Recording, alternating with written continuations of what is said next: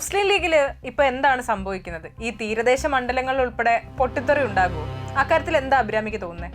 ഈ അബ്ദുറഹ്മാൻ രണ്ടത്താണി എന്ന് പറയുന്ന നേതാവ് മുസ്ലിം ലീഗ് വിട്ടാല് അത് ശരിക്കും മുസ്ലിം ലീഗിന് വലിയൊരു പ്രഹരം ഏൽപ്പിക്കുമെന്നൊരു കാര്യത്തിൽ ഒരു സംശയവും വേണ്ട.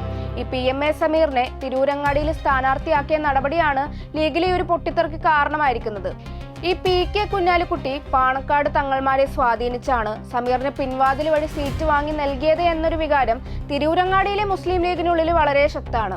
പ്രകോപിതരായിട്ടാണ് ഇവിടുത്തെ ലീഗ് നേതാക്കളും അതുപോലെ തന്നെ പ്രവർത്തകരും പ്രതികരിക്കുന്നത്.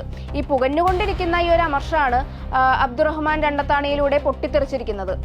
ഈ ഒരു സാഹചര്യത്തിൽ ഇടതുപക്ഷ പിന്തുണയോടെ അബ്ദുറഹ്മാൻ രണ്ടത്താണി തിരൂരങ്ങാടിയിൽ മത്സരിച്ചാൽ ഒരു അട്ടിമറി വിജയം നേടാനുള്ള എല്ലാ സാധ്യതയും നിലവിലുണ്ട്. ഈ രണ്ടത്താണിയെ മത്സരിപ്പിക്കാൻ CPM നേതൃത്വത്തിനും വലിയൊരു താല്പര്യമുണ്ട് എന്നാണ് മനസ്സിലാകുന്നത്. നിലവില് ഇടതുപക്ഷത്ത് CPIക്ക് അനുവദിച്ച സീറ്റാണ് തിരൂരങ്ങാടി എന്നതിനാൽ CPIയിൽ നിന്നും CPM സീറ്റ് ഏറ്റെടുക്കുകയോ അതല്ലെങ്കിൽ ഇടതു സ്വതന്ത്രനായിട്ട് മത്സരിക്കാൻ CPI നേതൃത്വം അബ്ദുറഹ്മാൻ രണ്ടത്താണിക്ക് അവസരം നൽകുകയോ വേണം. അങ്ങനെ സംഭവിച്ചാൽ ഈ തിരൂരങ്ങാടിയുടെ ചിത്രം തന്നെ കംപ്ലീറ്റ്ലി മാറും. നിലവിലെ ഇടതുപക്ഷ സ്ഥാനാർത്ഥിക്ക് ലീഗിന്റെ കോട്ടയായിട്ടുള്ള തിരൂരങ്ങാടിയിലെ വിജയസാധ്യത വളരെ കുറവാണ്. ഈ യാഥാർത്ഥ്യം തിരിച്ചറിഞ്ഞുള്ള തീരുമാനമാണ് ഇടതുപക്ഷ നേതൃത്വം എടുക്കേണ്ടത്.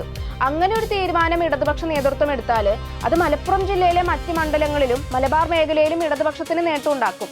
മുൻപ് 2 തവണ താനൂർ മണ്ഡലത്തിൽ നിന്ന് വൻ ഭൂരിപക്ഷത്തിന് വിജയിച്ചിട്ടുള്ള അബ്ദുറഹ്മാൻ രണ്ടത്താണി ലീഗിന്റെ തീപ്പൊരി പ്രാസംഗികൻ കൂടിയാണ്.